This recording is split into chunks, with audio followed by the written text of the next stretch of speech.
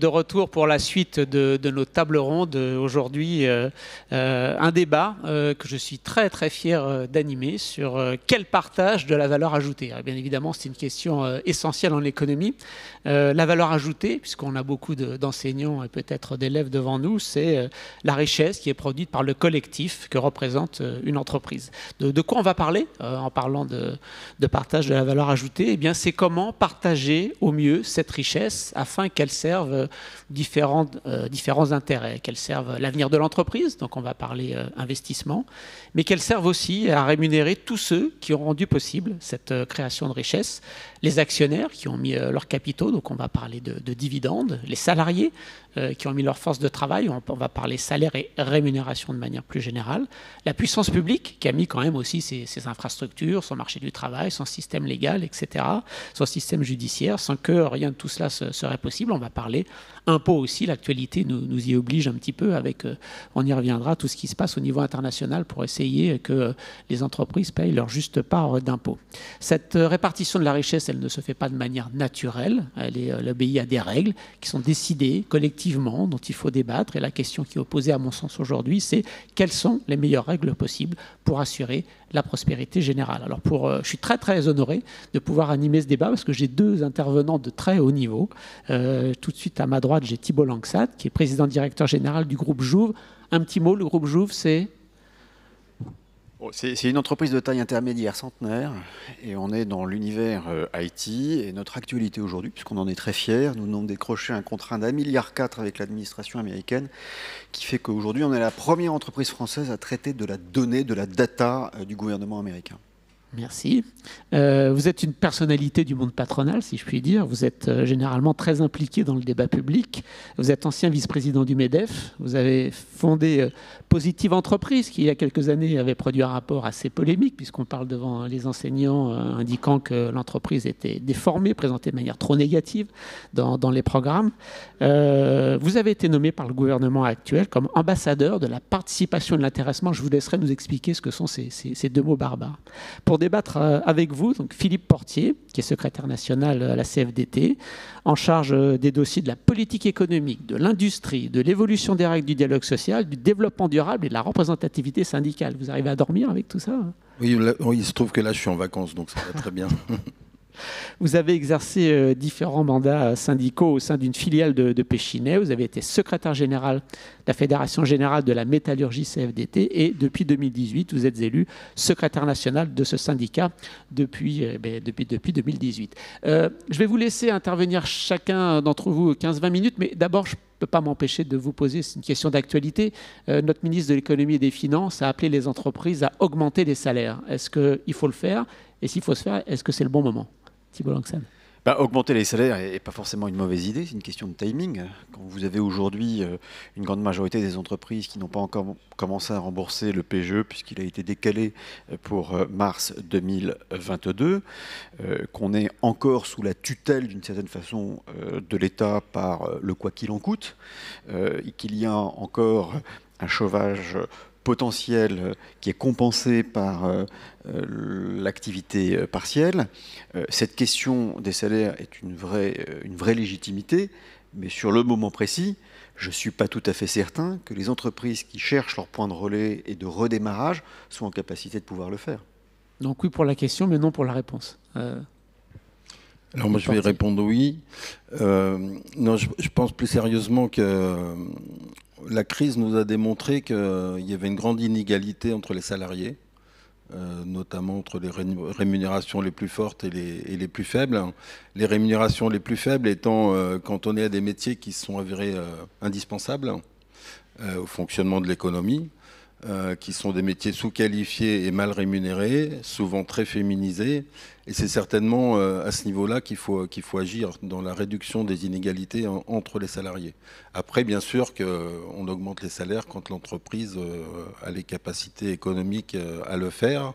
Mais j'y reviendrai parce que des fois, les jeux sont un peu faussés. Merci beaucoup pour cette réaction à l'actualité. Thibault Langsat, je vous laisse développer un propos plus général, plus large. Bon, je crois que le terme étant le partage de la valeur, il permet on va dire, de toucher ces questions de rémunération. Et puis, je pense, j'en suis convaincu, d'ailleurs, l'Institut de l'entreprise le sent bien, ça deviendra un sujet du débat présidentiel. Et le partage de la valeur, on voit d'ailleurs au travers des expressions des différents candidats se dessiner plus ou moins des propositions autour de ce sujet. Alors, le partage de la valeur, c'est un sujet récurrent généralement pour les journalistes qui intervient à partir du mois de mars jusqu'à avril, au moment où les fameux dividendes des entreprises françaises apparaissent. Et là, on crie à la spoliation, au scandale. On est le seul pays au monde à critiquer vertement nos entreprises au moment où on évoque cette notion de dividende. Alors, quand l'entreprise verse du dividende, mais ça, je ne vais pas faire un cours d'économie, c'est que l'entreprise va bien, c'est que globalement, elle a assumé ses objectifs, ses résultats, et elle reverse une partie, on va dire, de ses bénéfices aux actionnaires, qui sont des actionnaires qui ont mis des capitaux, qui sont des petits porteurs, ou qui peut être également l'État. Et donc, il est curieux... Excusez-moi, je vous coupe, excusez-moi. Vous parliez de timing tout à l'heure pour les salaires. Là, on a eu quelques statistiques il y a une semaine disant les distributions de dividendes dans le monde, hein, pas en France, plus 26%. Est-ce que ça vous paraît le bon timing en ce moment, alors que vous le disiez, on est très loin d'être sorti de la crise? Je ne suis pas certain que dans le monde, ceci étant, les dividendes pour la France s'évaluent à peu près à 50 milliards, on est loin des 80 milliards, mais oui, il y a des inégalités très fortes, et si on veut parler de la grande distribution, qui a passé la crise Covid de façon différente, que l'hôtellerie, l'industrie automobile, ou d'autres activités, on pourrait parler... Vinci pourrait parler de l'aéroport de Paris. Je ne suis pas tout à fait certain que les chefs d'entreprise soient dans l'égalité la plus totale sur ces questions-là. Mais donc, chaque année, nous avons une question récurrente qui est le dividende, quid de la partage de la valeur. Alors, il existe beaucoup d'instruments en France, et le premier instrument qui a été mis en place sur un meilleur partage, on va dire, de la valeur ajoutée, date du Conseil national de la résistance, le général de Gaulle, qui met en place l'intéressement. Et dans la logique d'intéressement, c'est de dire on va associer les collaborateurs à un meilleur partage de la valeur, sachant qu'il y a le salaire, il y a la prime, les bonus qui peuvent intervenir sur les terminologies, et il met en place un dispositif d'intéressement de façon très calculée, dans une logique d'après-guerre avec les syndicats, pour pouvoir composer et mettre en œuvre, on va dire, le paritarisme qui date depuis le Conseil national de la résistance.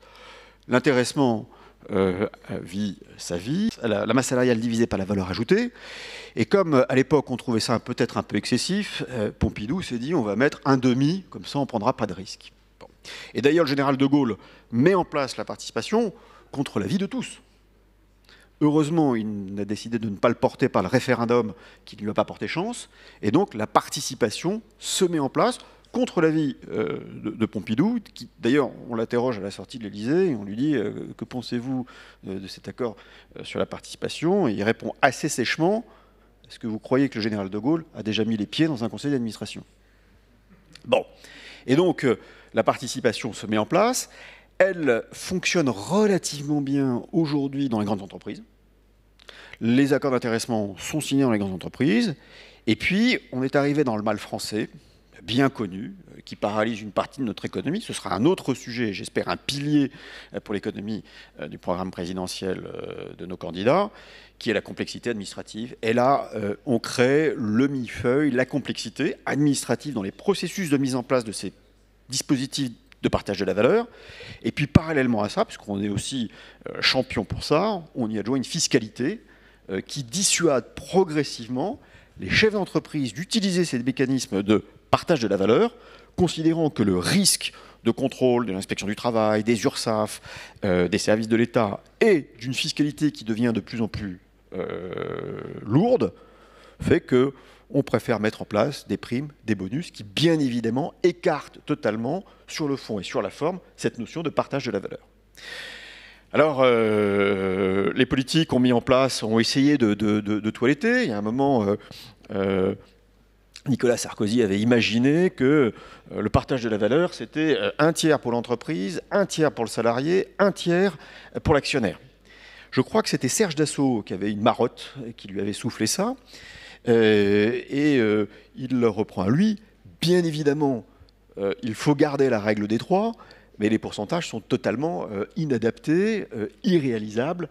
Et en plus, on mélange tout parce que le tiers qui est pour l'entreprise, qui sont censés être des investissements, ils sont déjà, pour une entreprise normalement constituée, considérés, on va dire, dans son plan de développement.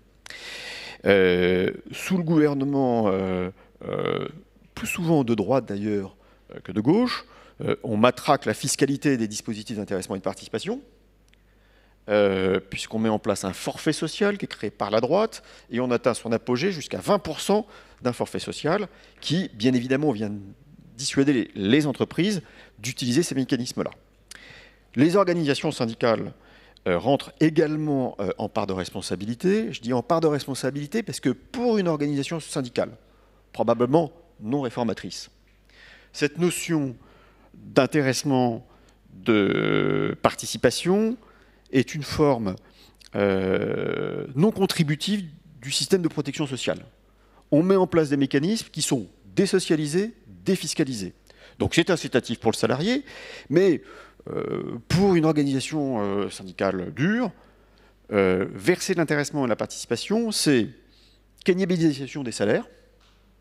Donc on peut accuser les entreprises de mettre en place plus de rémunération sur ces dispositifs, et en plus, ça ne participe pas à la protection sociale, à l'assurance chômage, à la sécurité sociale, la formation, et ainsi de suite. Donc, j'ai envie de dire un peu de méfiance, voire de défiance de certaines organisations syndicales sur ces mécanismes-là qui voilà, ne contribuent pas, on a le sentiment que c'est un cadeau aux entreprises, une fois de plus, en lieu et place de salaires qui devraient être payés et dont ces salaires sont soumis à des cotisations. Donc, forfait social qui monte jusqu'à 20%, mollesse des organisations syndicales et le patronat qui joue le jeu parce que, un, elle n'a pas le choix pour les grandes entreprises, mais qui, globalement, ce sont des dispositifs qui ne sont pas appliqués dans les TPE et dans les PME. Vous avez à peu près 11% aujourd'hui des TPE et des PME qui n'ont pas de dispositif d'intéressement et de participation.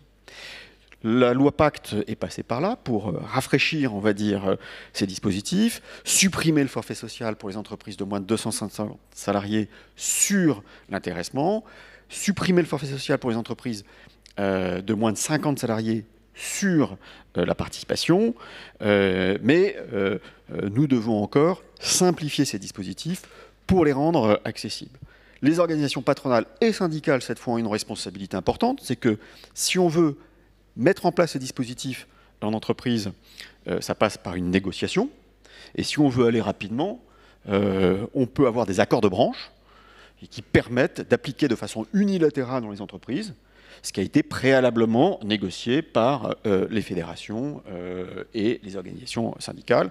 Et là, on voit aujourd'hui qu'il n'y a pas d'accord suffisant pour pouvoir permettre d'offrir, on va dire, des accords de référencement, d'intéressement type pour l'ensemble des TPE et des PME, puisque nous avons, je crois, 11 branches qui ont négocié des accords types qui permettraient de le déployer.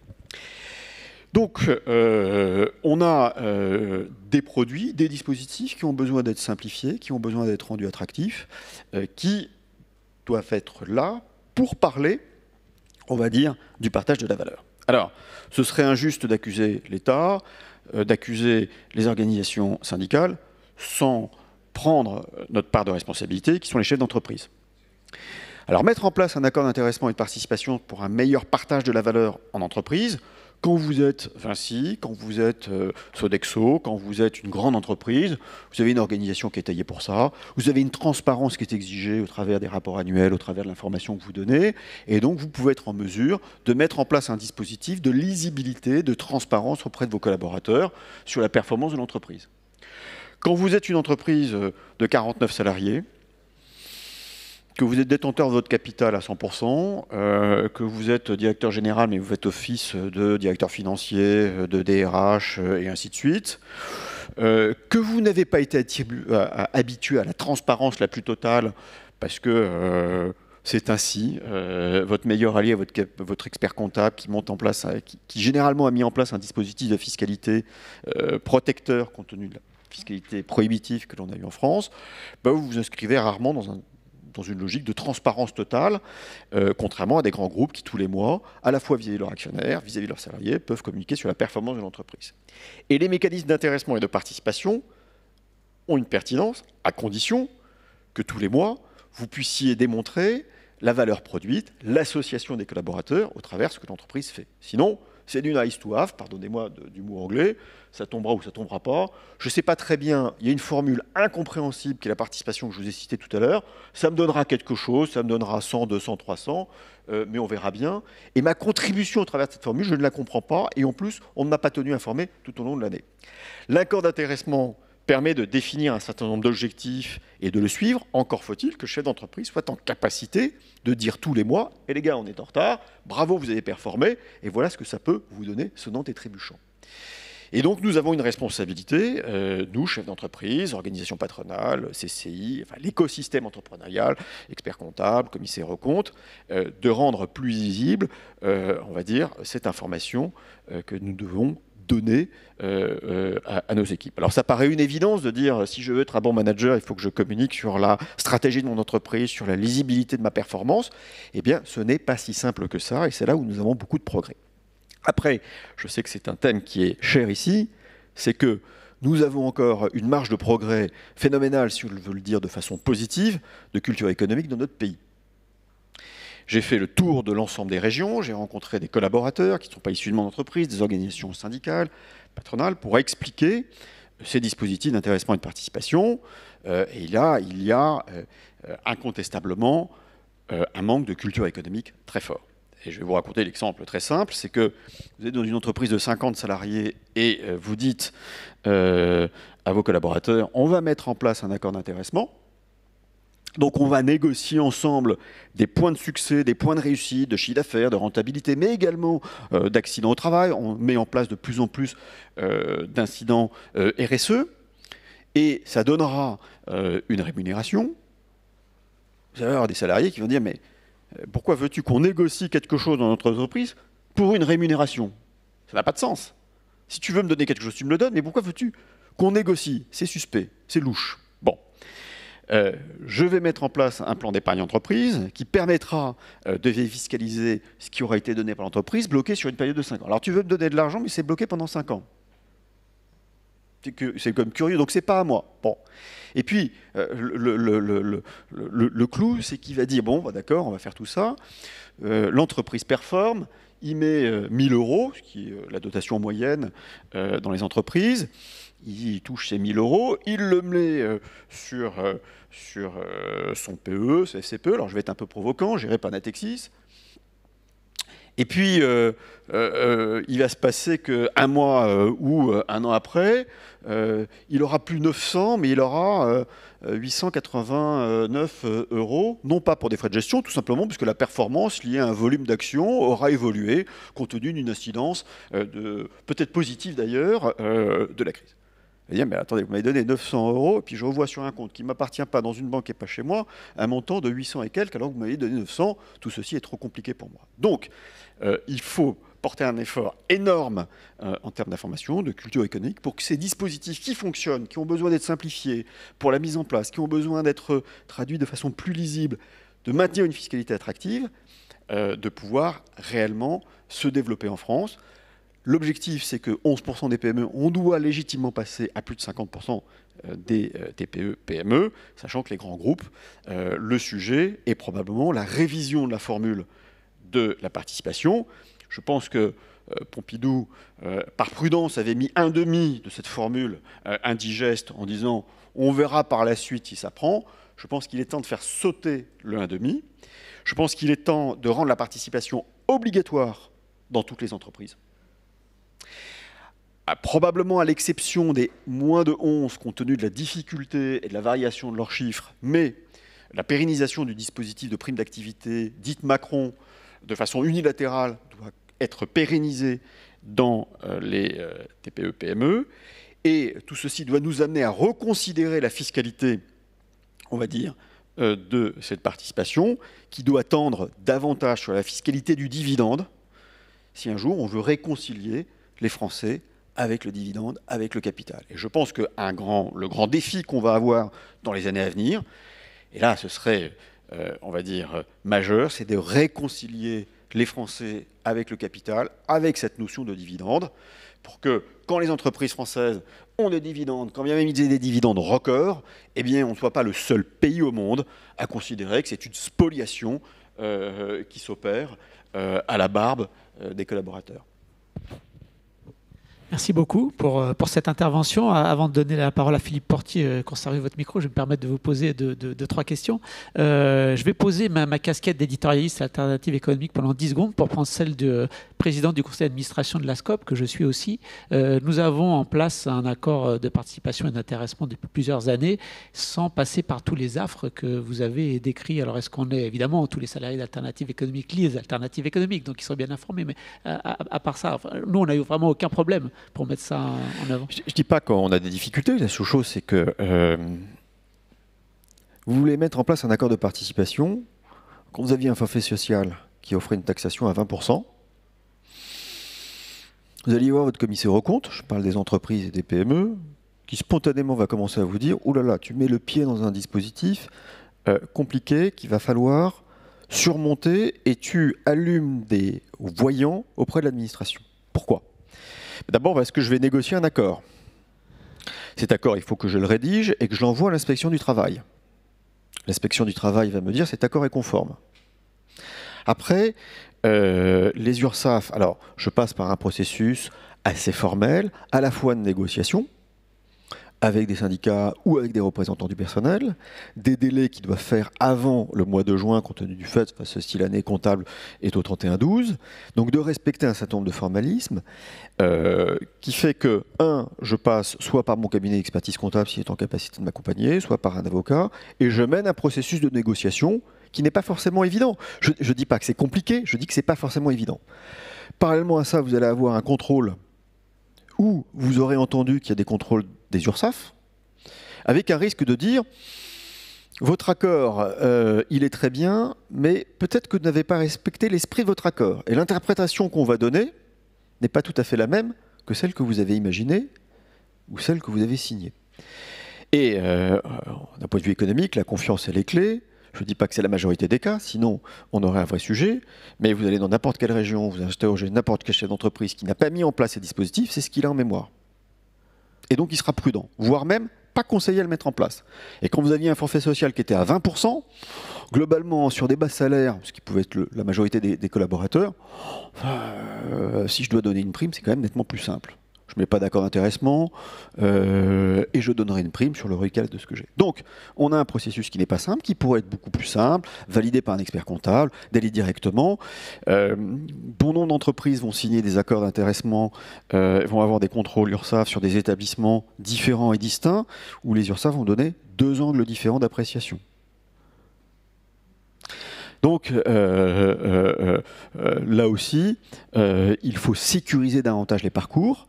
Et puis, l'accord d'intéressement, il n'est valable, il n'est pertinent qu'à partir du moment où le chef d'entreprise le fait vivre.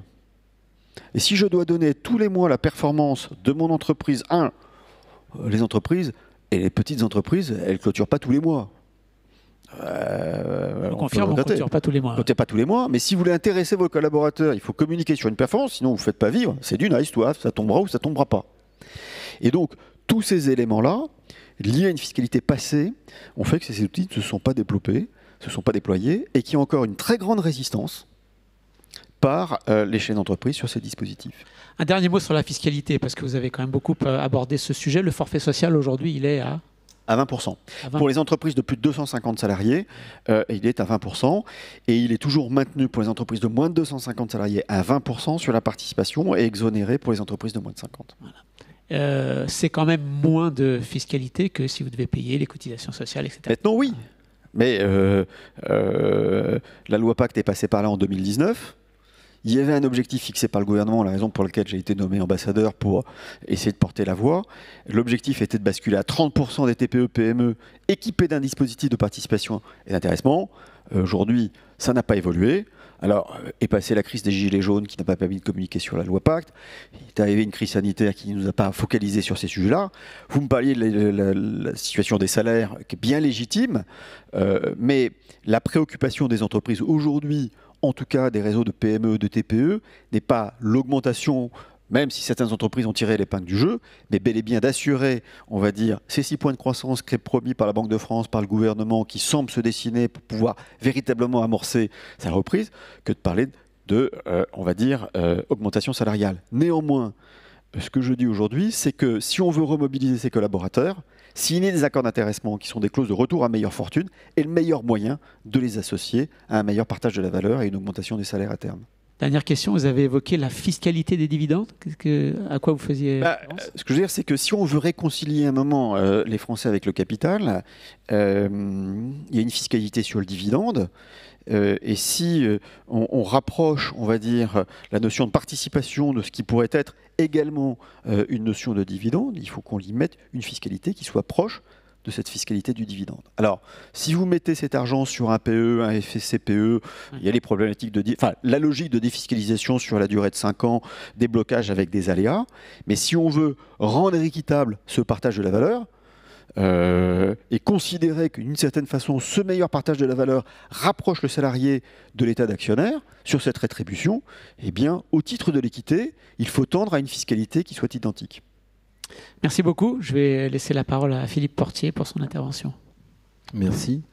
Oui, le partage de la valeur, c'est un vaste sujet qui est, j'ai envie de dire, vieux comme le syndicalisme, puisque c'est un des fondamentaux du syndicalisme qui a préoccupé toutes les organisations syndicales depuis le départ, à savoir comment mieux répartir la valeur créée dans une entreprise. Ça a été dit, entre les salariés, entre les actionnaires, pour ce qui concerne les investissements qui sont nécessaires à la vie de l'entreprise. Et Dieu sait que dans la période actuelle, avec les fortes transformations tant numériques en termes de transition écologique, il y a besoin de forts investissements, donc c'est important. Et bien entendu, la part réservée et à la fiscalité par l'impôt et à la protection sociale pour assurer le financement de nos systèmes de protection sociale. Donc ça interroge en fait beaucoup de fondamentaux de l'entreprise. J'ai envie de dire... une formule, c'est « dis-moi comment tu partages ta valeur, je te dirai qui tu es ». C'est-à-dire qu'on voit très bien, en fonction des choix qui sont faits, comment l'entreprise s'oriente, si elle agit plutôt sur le court terme ou plutôt sur le moyen-long terme, comment elle considère la valeur de ses collaborateurs et comment elle essaye de répondre à leurs demandes. Tout ça pour dire qu'il y a là aussi beaucoup d'inégalités.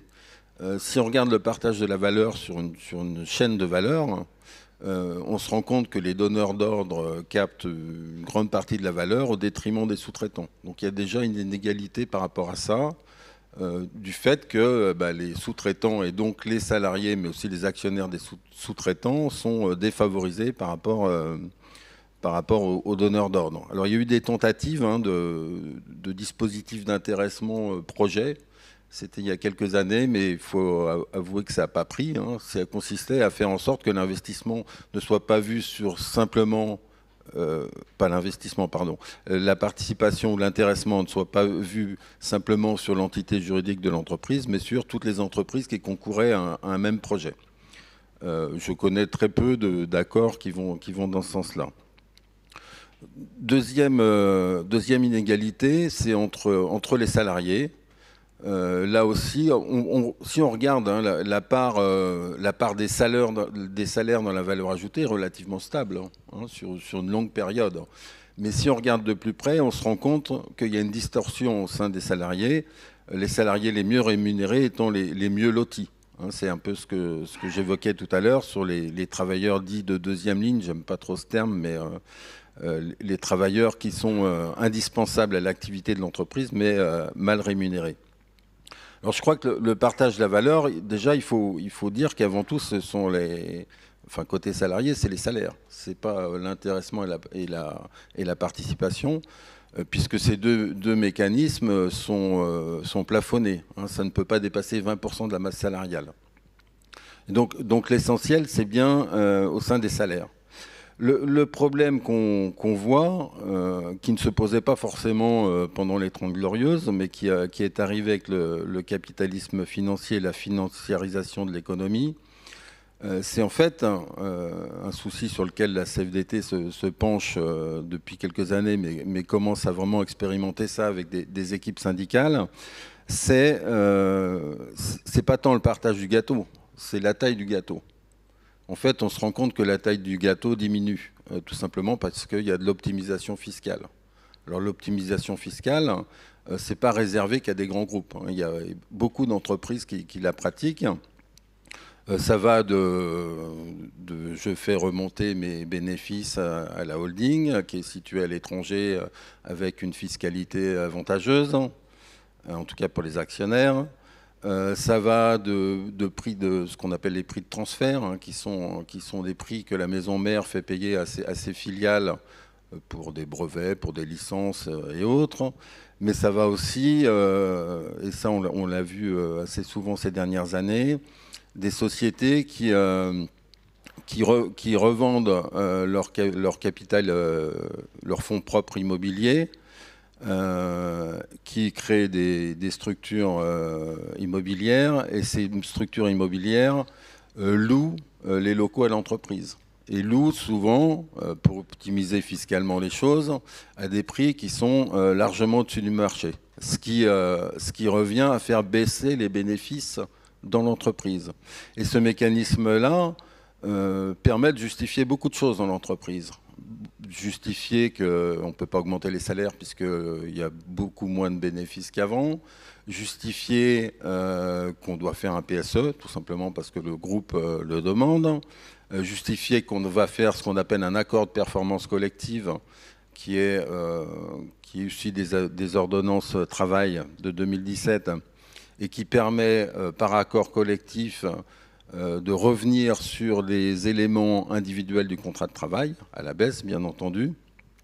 Et donc, tout ça pour dire qu'il y a beaucoup à gagner pour des syndicalistes à chercher et à creuser dans ce sens-là. Je vais vous faire rire, mais moi-même, j'étais dans une PME, et à l'époque, il y a bientôt 30 ans, hein, on avait négocié un accord d'intéressement qui, je crois, existe toujours, enfin, a été renégocié, mais existe toujours dans sa forme, et était très avantageux. Tellement avantageux que parfois on était rattrapé par l'histoire des 20%. C'est-à-dire que concrètement, c'était une société industrielle, enfin c'est une société industrielle, un ouvrier pouvait faire jusqu'à par an 16 mois de salaire. Ce qui est quand même pas mal, les bonnes années bien entendu. Et j'avais pas bien compris comment on avait réussi à négocier ça. Et en fait, cette négociation s'est produite à un moment donné où, à l'époque, on appartenait à Péchinet puis à Giat Industrie, donc des groupes franco-français. Puis on a été vendu à une société autrichienne. Et c'est à ce moment-là qu'on a pu négocier cet accord d'intéressement. Tout simplement parce qu'il y avait de l'optimisation fiscale derrière, qu'on n'avait pas réussi à le voir, et que malgré tout, l'entreprise voulait rétribuer ses salariés, et que le bon moyen, c'était, sans augmenter les bénéfices, donc en baissant artificiellement les bénéfices, de malgré tout compenser en octroyant un dispositif d'intéressement généreux. Ce qui permet de dire qu'un équilibre est possible, hein, y compris pour les entreprises qui font de l'optimisation fiscale. Il y a moyen pour les organisations syndicales et pour les salariés de retrouver leurs petits. Et donc c'est là-dessus qu'on expérimente avec nos équipes pour les aider à y voir plus clair, sachant que c'est jamais très simple de voir s'il y a optimisation fiscale dans mon entreprise ou pas. Donc ce qu'on a fait, c'est qu'on fait un petit questionnaire qui est en fait un autodiagnostic qui permet de savoir si éventuellement notre entreprise est concernée par ce phénomène ou pas. Et ensuite, on les aide, en s'aidant bien sûr d'experts économiques, à y voir un peu plus clair. Et généralement, quand on arrive à mettre le doigt dessus, l'entreprise réagit assez fortement et, il faut le dire, assez positivement. Et on arrive à négocier du plus pour les salariés.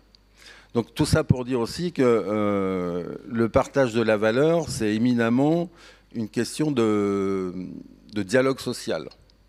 Si on regarde le bilan des accords de négociation collective, 2 accords sur 3 concernent l'argent. Ça peut être les salaires, ça peut être des primes, ça peut être la participation, ça peut être l'intéressement. 2 sur 3. Donc ça occupe fortement les partenaires sociaux dans les entreprises. Mais je pense aussi que c'est un thème qui appelle à se reposer la question du partage du pouvoir dans l'entreprise. J'entends par là qu'aujourd'hui, le rôle des IRP dans l'entreprise et des syndicats, hormis la négociation, est purement consultatif. C'est-à-dire que le CSE est consulté sur un projet. Mais en théorie, qu'il donne un avis favorable ou un avis défavorable, il ne se passe rien. Juridiquement, la seule obligation, c'est de donner un avis. Et c'est pour ça que la CFDT prône une évolution du système qui aille vers la codétermination.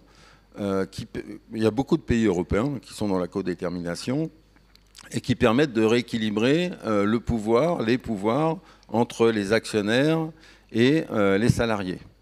Alors nous, cette codétermination, on la voit sous trois piliers.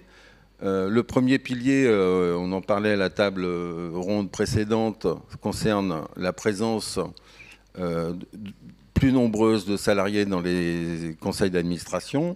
Alors on ne demande pas forcément 50%, mais on demande que ce soit au moins 30%. Il y avait d'ailleurs un rapport Nota Sénar qui faisait référence à ça. 30%, pourquoi ? Tout simplement parce que quand on a un actionnaire salarié dans un conseil d'administration où il y a des 10 personnes, il va avoir du mal à se faire entendre. S'il y en a 3, on est sûr que leur voix comptera beaucoup plus. Le deuxième pilier, c'est de réformer la manière dont les IRP agissent dans l'entreprise.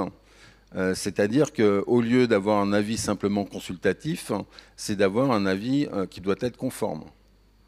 Donc à partir du moment où l'entreprise présentera un projet, et pour que ce projet voie le jour, il faudrait que le CSE donne son accord. Ce qui obligerait de facto l'employeur à beaucoup mieux présenter son projet, à beaucoup plus le discuter, de manière à obtenir l'accord des représentants des salariés et donc des salariés.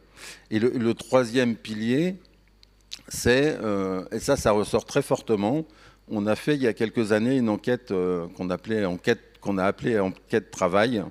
Nous avons eu 200 000 répondants, et pas que des adhérents de la CFDT, il y avait bien entendu des adhérents d'autres organisations syndicales, mais aussi beaucoup de non-adhérents, c'est pas très dur à trouver en France. Et 3 réponses sur 4 nous disaient on veut pouvoir dire notre mot sur le sens de notre entreprise, sur le sens que donne notre entreprise et sur le sens de notre travail. Et ça ressort très fortement. Et pour prendre un exemple plutôt côté patronal, pour pas être taxé d'arbitraire, l'UIMM fait chaque année une enquête qui se répète avec les mêmes questions. Et là, c'était sur les embauches. Et a priori, pour être embauché dans une entreprise, qu'est-ce que vous privilégieriez ? Et venait en premier il y a quelque temps, il y a 2 ans maintenant, le sens de l'entreprise. À quoi sert mon entreprise ? Dans quel sens va-t-elle ?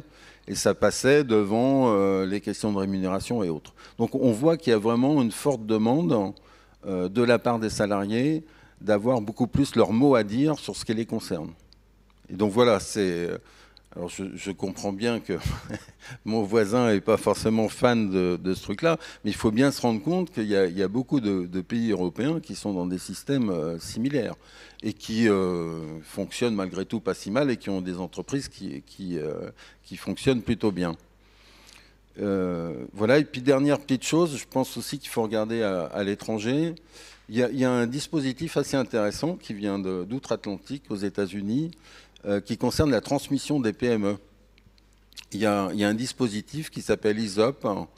Je ne vous dirai pas le terme en anglais parce que mon anglais est vraiment terrible, mais qui qui permet, pour la transmission des PME, aux salariés de devenir propriétaires de leur entreprise. Ça se fait par le biais d'un fonds d'investissement, par un dispositif qui ressemble à un LBO, où le fonds rachète l'entreprise quand elle est transmise et la recède petit à petit à ses salariés, qui deviennent propriétaires de leur entreprise. Alors c'est bizarre de trouver ça outre-Atlantique, mais ça date déjà de plus de 40 ans, ou de 40 ans bientôt. Voilà. Donc il y a aussi, je pense, à s'inspirer de modèles qui sont différents d'une autre pour trouver des solutions. Mais en tout cas, le dialogue social et la transparence dans le dialogue social, c'est vraiment un nœud important du problème. Après, je suis sur ce qui a été dit auparavant, il y a beaucoup de choses que je partage sur le fait que les systèmes ne doivent pas être complexes. Paradoxalement, l'intéressement et la participation, ce sont des dispositifs qui seraient plutôt adaptés aux petites entreprises et aux entreprises moyennes. Tout simplement parce que ce sont ces entreprises-là qui ont des grandes variations dans leur chiffre d'affaires, dans leurs bénéfices. Et donc augmenter les salaires, c'est quelque part, entre guillemets, dangereux pour une petite structure parce qu'elle peut se mettre en péril. Tandis que donner de l'intéressement quand les choses vont bien, c'est beaucoup plus sécurisant, y compris quand on parle de la santé de l'entreprise, de la survie de l'entreprise. C'est pas que les actionnaires, c'est aussi les salariés qui sont directement concernés parce que leur emploi peut être mis en cause. Merci. Philippe Portier, un mot sur les dividendes quand même. Vous n'êtes pas exprimé. Est-ce que c'est le bon timing? Dès 2021, on voit une reprise assez forte de dividendes pour les entreprises qui ont la chance de pouvoir faire des profits. C'est le bon moment ou pas? Je ne me suis pas exprimé, mais je me suis exprimé en creux. Quand je dis qu'il faut rééquilibrer les pouvoirs au sein de l'entreprise, je pense bien entendu à ça. Et quand je pense pas qu'au salaire, aux rémunérations des salariés, je pense aussi à la pérennité à long terme de l'entreprise. On l'a dit tout à l'heure, on a un peu une transition écologique qui arrive. Il va falloir que les entreprises se transforment fortement, en particulier certaines. Et pour ce faire, il faut que quelque part, il y ait l'intérêt général qui soit présent dans les décisions. Et ce qu'on peut craindre, c'est pas le cas de tous les actionnaires, bien sûr. Moi, je suis pas à critiquer les actionnaires. Les actionnaires, ils apportent leurs capitaux qui sont indispensables à l'entreprise, mais les salariés apportent leurs compétences et leur travail qui sont aussi indispensables. Donc nous, ce qu'on demande, c'est un rééquilibrage entre les deux parties constituantes de l'entreprise que sont les actionnaires et les salariés. Un mot sur l'investissement, que vous avez peu abordé tous les deux. On a Patrick Artus dans la salle. Ses travaux montrent régulièrement la baisse d'efficacité de l'investissement, notamment, c'est vrai aux États-Unis, mais c'est vrai aussi en Europe, c'est vrai en France. Quand les entreprises investissent, et elles ont tendance à moins investir qu'hier, leur investissement est de moins en moins efficace. Les économistes parlent de fort ralentissement des gains de productivité. Est-ce que ça vous pose un problème à tous les deux? J'ai le micro, je vais commencer. Je pense que sur les investissements, il faut là encore, il faut regarder les chiffres globaux et macro, mais il faut un peu regarder le contenu de l'investissement. Il me semble que c'est la Fabrique de l'Industrie qui, il y a quelques années, avait fait un papier intéressant sur le sujet, qui démontrait justement qu'à montant d'investissement identique, on pouvait voir des investissements très différents, qui étaient soit pour renouveler l'appareil productif, soit pour le retransformer, soit pour aller sur du numérique, etc. Donc je pense qu'il faut, on ne peut pas juger globalement, mais c'est plutôt la stratégie d'investissement de l'entreprise qu'il faut interroger. Et pourquoi faire? La qualité, pas que la quantité. Non, très clairement, mais ça c'est un sujet qui est structurel en France et qu'on a un sous-investissement dans les entreprises. C'est encore plus criant sur les entreprises de taille intermédiaire et sur les PME, un peu moins sur les grandes entreprises. Ces sous-investissements ont également provoqué des questions de positionnement sur l'ensemble de nos offres et nous rendent moins compétitifs. En revanche, il ne faut pas opposer l'investissement au meilleur partage de la valeur. parce qu'on ferait une confusion. Pour avoir un meilleur partage de la valeur, il faut que les entreprises puissent continuer à investir, puissent continuer à recruter, puissent continuer à se développer. Et à partir de ce moment-là, on va dire, on sera en capacité de pouvoir exercer ce meilleur partage de la valeur. Et il est tout de même assez rare que des entreprises réduisent leur capacité d'investissement au profit de dividendes, qui offrent une logique à extrêmement court terme et qui est extrêmement dangereux dans la situation dans laquelle on est.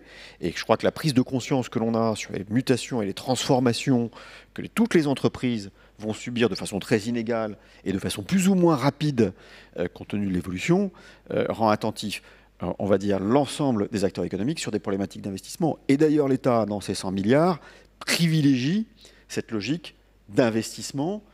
On le voit sur tous les appels à projets, un peu complexes au demeurant, qui privilégient l'investissement moyen à long terme pour ces entreprises. Donc voilà, je n'opposerai pas partage de la valeur et investissement. Un mot sur la codétermination comme changement de règles institutionnelles qui permettrait un meilleur partage de la valeur ajoutée. C'est un vrai sujet. Alors je vais être assez rapide parce que je vais essayer de répondre en 2 minutes. Moi, je veux bien qu'on regarde ce qui se passe dans d'autres pays européens.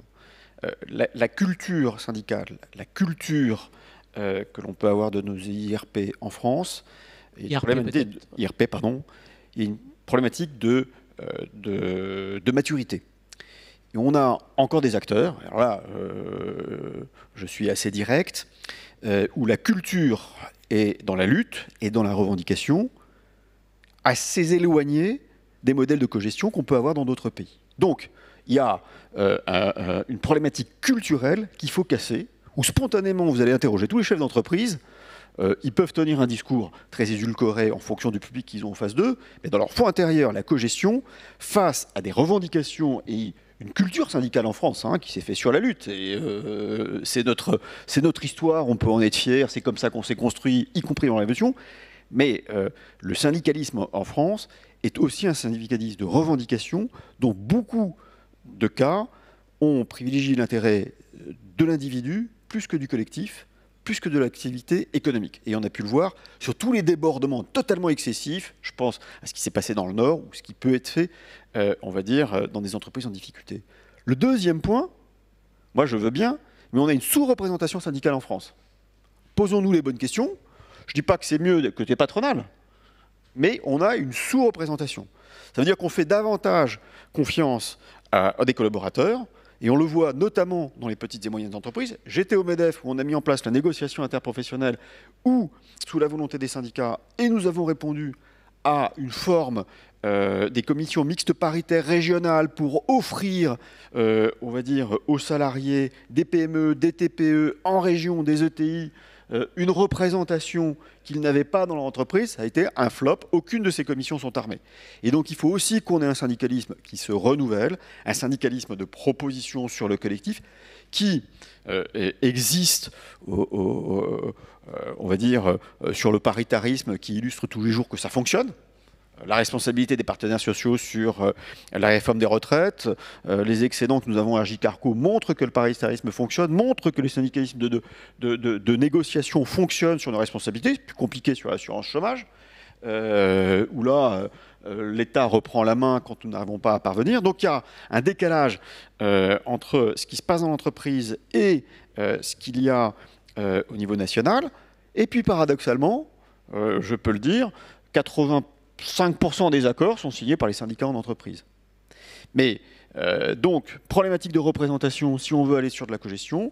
Et deux, il faut également franchir ce cap culturel qui est quand même très présent en France. Il y a eu beaucoup d'initiatives qui ont été portées.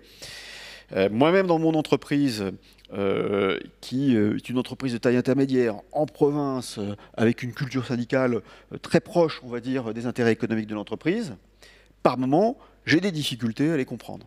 Et je me pose la question de les envoyer passer 2 mois à Sciences Po, faire l'IFA, pour pouvoir mieux comprendre les enjeux économiques, mieux peser sur le débat collectif que sur le débat individuel. Et puis le troisième point, ça nie à ce débat, mais c'est ainsi, et ça c'est un vrai tabou, c'est que la valorisation des parcours des acteurs syndicaux en entreprise pose un problème.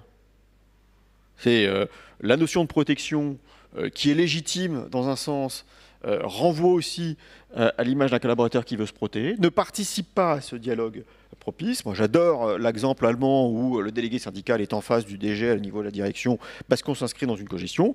Mais en France, ce problème culturel de la valorisation des parcours syndicaux doit être totalement revu sur l'accompagnement, la formation de ces acteurs pour qu'une fois de plus, ils puissent davantage peser sur le collectif que sur l'individu. Philippe Portier, c'est la raison principale de l'échec de la codétermination en France, cet esprit, ce gap culturel de syndicats de lutte? C'est vrai pour partie, bien sûr. Mais il ne faut pas exclure le patronat dans ce jeu d'acteurs, qui peut être plus rétrograde que certains autres patronats. Alors, est-ce que c'est en réaction ou pas, qui de l'œuf ou de la poule, c'est difficile à dire. Mais en tout cas, si vous souhaitez rompre cette spirale infernale et commencer à réfléchir à comment on pourrait la casser, à comment faire effectivement en sorte que les représentants des salariés aient une meilleure culture économique, parce que je trouve que la manière dont on négocie les accords en France est assez déplorable. On se lance tout de suite dans la négociation, on passe un temps infini à négocier, et c'est souvent compliqué de finaliser. Certaines entreprises passent beaucoup de temps à discuter en amont pour bien comprendre la problématique, bien comprendre les arguments des uns et des autres. Et une fois qu'on a fait ce diagnostic partagé et cette discussion de fond, là, on se met autour de la table et on négocie. Et c'est souvent beaucoup plus efficace. Donc c'est aussi la manière, la méthode qu'on utilise qu'il faudrait revoir. Mais la CFDT est prête à en discuter avec le MEDEF sans aucun problème. Un mot sur la fiscalité, Philippe Portier. Vous avez abordé le sujet de l'optimisation fiscale. Le CDE, on appelle ça optimisation fiscale agressive. Vous avez sûrement vu, l'actualité cet été a été riche au mois de juillet, un accord présenté comme historique au sein de 133 pays. Je ne vais pas rentrer dans le détail de cet accord, mais il y a un point important, faire payer aux plus grandes entreprises un taux minimum d'imposition d'au moins 15%, sachant qu'un taux effectif, c'est-à-dire vraiment payé, pas ce qui est affiché comme taux nominal, vraiment payé par les entreprises d'au moins 15%, sachant que les diverses études nous disent que voilà, ces grandes multinationales, elles peuvent arriver à 1,3%, 6-7%. Est-ce que ça vous paraît à tous les deux une bonne évolution? Alors c'est effectivement historique, je pense. Ça dénote certainement la prise de conscience de beaucoup d'États qui sont pour partie impuissants face à certaines multinationales, et qu'un des moyens d'agir, c'est de se parler entre eux et de mettre des règles communes. Donc c'est même un peu surprenant ce retour du multilatéralisme, et c'est une très bonne chose. Après, est-ce que ça va révolutionner les choses? Très sincèrement, je ne le crois pas.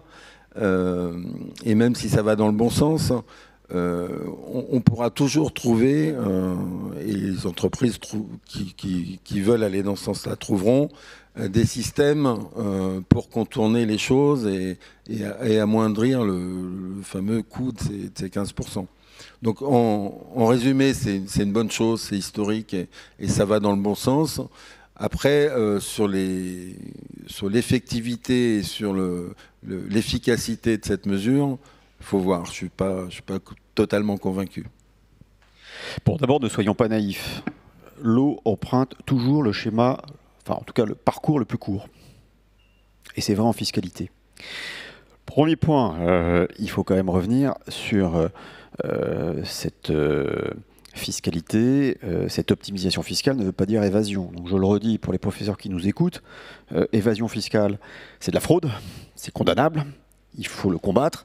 L'optimisation, d'une certaine façon, et je pèse mes mots, c'est de la responsabilité du chef d'entreprise de le mettre en place.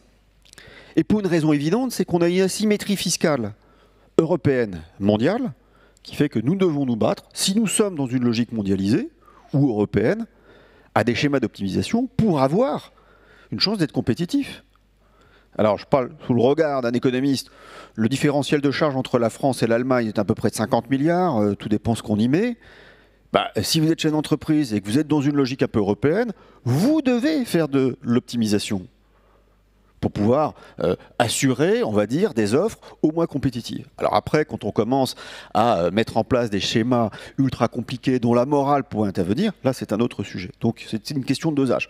Vous savez, moi j'ai parlé à un chef d'entreprise qui était dans la Sarthe et qui dit j'aimerais bien ouvrir le capital de mon entreprise à mes collaborateurs, mais je ne peux pas. Je ne peux pas parce que je suis cadenassé, verrouillé. Et quand j'ai dit que je voulais mettre en place des actions gratuites, des AGA, parce que le gouvernement les a rendus attractif pour les collaborateurs, mon comptable est venu me voir en disant « Mais ça fait 20 ans que je te protège fiscalement. J'ai mis en place la holding qui te permet de faire ton immobilier parce que c'est ton capital pour ta retraite. J'ai mis en place tes brevets dans une holding où c'est ta famille qui les a parce que je t'ai protégé. Et tu me demandes maintenant de tout casser pour ouvrir ton capital. » Bah, je vais y réfléchir à deux fois, outre le fait que ça va me coûter 150 000 € d'honoraires d'accompagnement comptable, juridique, pour mettre en place ces dispositifs. Donc, on s'est cadenassé fiscalement, et c'est de la responsabilité des chefs d'entreprise, d'optimiser. Mais voilà, tout a été dit. Une fois qu'on sera dans une une harmonisation fiscale européenne, on y verra beaucoup plus clair. Et mondial, ce que fait le gouvernement sur la taxe GAFA est bien évidemment une nécessité. D'ailleurs, je crois que le ministre de l'économie part avec Emmanuel Macron, peut-être aujourd'hui ou demain en Irlande, essayer de raisonner les Irlandais pour avoir un schéma équilibré qui tend sur une harmonisation fiscale européenne et qui mettra sur un pied d'égalité les entreprises. Et là, on verra des mécanismes de défiscalisation, d'optimisation fiscale se réduire. Je reviens d'un mot sur un sujet que vous avez longuement évoqué tous les deux, qui est l'intéressement et la participation. Si on enlève les agriculteurs et les fonctionnaires, qui par définition ne participent pas à ce genre de procédé, en gros, ça touche 40% des gens qui travaillent en France. Est-ce que ça pose pas là aussi un autre problème d'inégalité en admettant qu'on arrive à progresser sur les petites entreprises?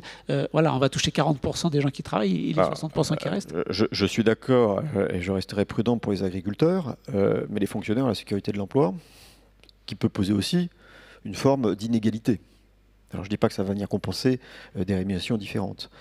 Mais la protection de l'emploi qui peut aujourd'hui être proposée permet des investissements dans l'immobilier, notamment sur l'achat de sa résidence principale, et offre aussi une forme d'inégalité. Donc je pense que le risque que l'on a en tant qu'entrepreneur, le risque que l'on a en tant que collaborateur doit être rémunéré.